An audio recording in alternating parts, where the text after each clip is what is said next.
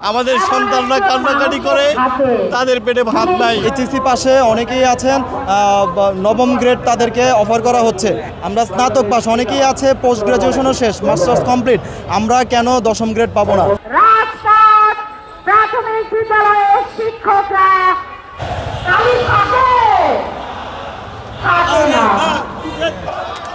রাজপথ তাহলে আমাদের সমস্যার কোথায়? বেতন গ্রেডের বৈষম্য দূরীকরণে সারা বাংলাদেশের সরকারি প্রাথমিক বিদ্যালয়ের সহকারী শিক্ষকরা সমবেত হয়েছেন কেন্দ্রীয় শহীদ মিনারে, যেখানে তারা তাদের 3 দফা দাবির মধ্যে অন্যতম একটি দাবি রেখেছেন দশম গ্রেডে পদায়ন।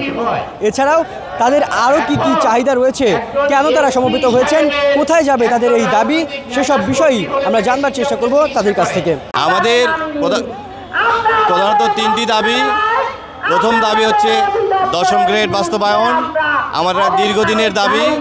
আমরা অনেকে 18 বছর চাকরি করি, কোনো টাইম স্কেল বা উচ্চতর গ্রেড আমরা পাইনি আজ পর্যন্ত।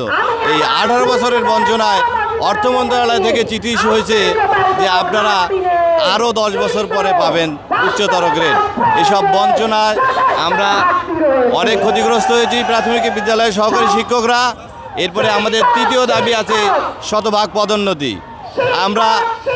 আমরা জাতি গড়ার কারিগর, আমরা শিক্ষক, এই দেশের ছাত্র জনতাকে আমরাই শিক্ষিত করেছি। দেশ থেকে আমাদের 3য় শ্রেণীর কর্মচারী এখন। আমাদের দাবি আমাদেরকে 2য় শ্রেণীর দশম গ্রেডে উত্তীর্ণ করা হোক। আমরা চাই শিক্ষকরা সবলভাবে থাকুক। আমরা যখন শ্রেণীকক্ষে যাই আমাদের পিছুটান আসে, আমাদের সন্তানরা কান্নাকাটি করে, তাদের পেটে ভাত নাই, বাবা বাজার নাই। আজকে সবার হাতে ল্যাপটপ, কম্পিউটার, অনেক সুন্দর সুন্দর মোবাইল ফোন থাকে। আমার সন্তান বলে, বাবা আমি কি একটি ভালো মোবাইল পেতে পারি না?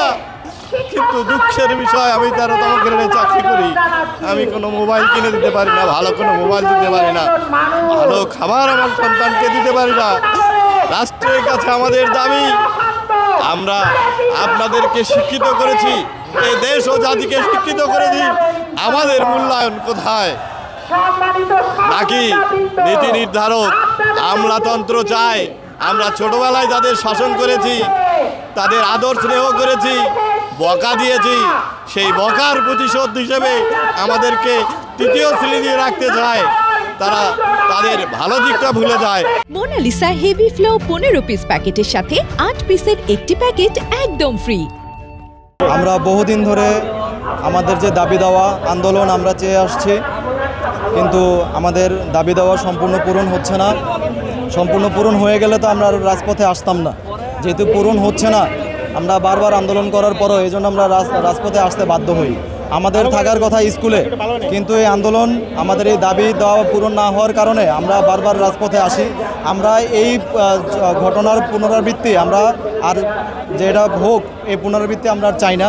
আমাদের 3টা দাবি আছে। 1 নম্বর দাবি হচ্ছে আমরা দশম গ্রেড চাই। 2য় নম্বর দাবি হচ্ছে 10 বছর এবং 16 বছর পূর্তিতে যে পে স্কেল, এটা যেন আমাদের সময় মতো দেওয়া হয়। আর আমাদের বিভাগীয় পদোন্নতি, এটা 100% চাই। আর আরেকটা কথা আপনাদের বলতে চাই যে খাদ্য অধিদপ্তর নিরাপত্তা প্রহরী থেকে সরাসরি তাদের খাদ্য পরিদর্শক হিসেবে তাদের প্রমোশন হয়। তারপর কয়েকদিন আগে মাধ্যমিক শিক্ষা অধিদপ্তরে ষাটলিপি কাম কম্পিউটার অপারেটর থেকে সরাসরি প্রশাসনিক কর্মকর্তা হিসেবে তাদের সরাসরি পদোন্নতি হয়। এবং ডিপ্লোমা সহ তারপর এইচএসসি পাশে অনেকেই আছেন নবম গ্রেড তাদেরকে অফার করা হচ্ছে। তাহলে আমরা তো অনার্স পাস, আমরা স্নাতক পাস, অনেকেই আছে পোস্ট গ্রাজুয়েশনও শেষ, মাস্টার্স কমপ্লিট, আমরা কেন দশম গ্রেড পাবো না? আর এশিয়া মহাদেশের মধ্যে সবচেয়ে নিম্ন স্যালারি এটা বাংলাদেশেই। আমরা চাই উন্নত দেশগুলোর সাথে সামিল রেখে আমাদেরকেও যেন বেতনের যে বৈষম্য দূর করে আমরা যেন সুন্দরভাবে বেঁচে থাকতে পারি পরিবার পরিজন নিয়ে। আমরা সরকারের কাছে সেই আবেদন রেখে গেলাম।